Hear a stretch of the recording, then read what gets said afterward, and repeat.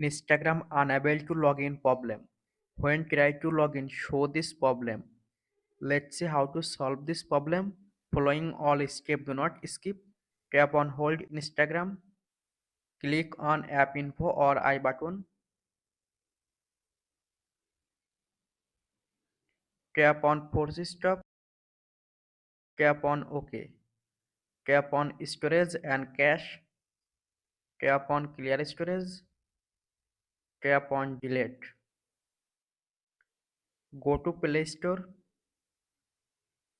Click on search bar and search Instagram.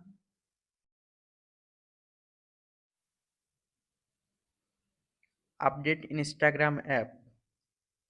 Check internet connection on your phone and complete after all process. Go to Instagram.